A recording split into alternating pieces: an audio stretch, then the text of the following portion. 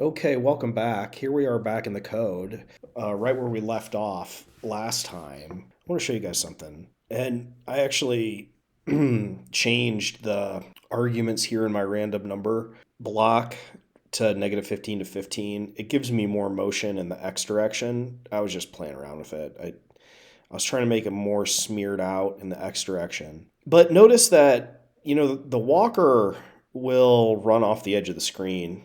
Now that I say that, it's like not doing it. There it goes off the edge.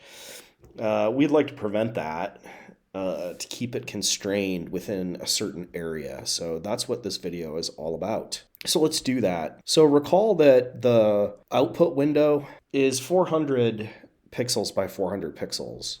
And the origin is in the upper left corner at 0, 0. So if our X value as it increases as it goes to the right, if it goes beyond 400, that means we've gone off the right edge of the screen. And if the Y value goes beyond 400, that means we've gone off the bottom of the screen. And if the X value becomes less than 0, then we've gone off the left side. And if the Y value becomes less than 0, we've gone off the top. If the walker does that, we want to put it back on into the screen somewhere where we can see it. And we do that with another if statement. Well, actually with 4 if statements. So I'm going to open up my toolbox here. We're going to go to control, and the third block is if. I'm going to pull that in. Let's do that at the bottom. Now remember, with the if statement, we have a Boolean statement inside of the parentheses, which is a statement that evaluates to true or false. And if it's true, the computer will execute the commands inside the if. And if it's false, it skips it. So we want to check if the X position has become greater than 400. And if it has, we know we've gone off the right side of the screen. And in that case, we want to reset X position to something else. We're going to bring in the third variable block. We're going to say, let's put it at a random position between 0 and 400. By the way, you might notice that I didn't use random number. I just used random here. It does the same thing. There are some differences, but we don't need to go into that right now. Let's see if that works. I'm going to change the X position here to something very close to the edge, like 390, to encourage it to go off the right side. And of course, it goes left, but there, I think it did. Try again. There it goes. So yes, when it goes off the right side, it's being reset at some value between 0 and 400. Nice. And we can do that with the other 3 cases as well. So if the X position, careful with your greater than less than signs, X position less than 0, we want to set it to some random number between 0 and 400 as before. And then we can copy this twice more and change X position to Y.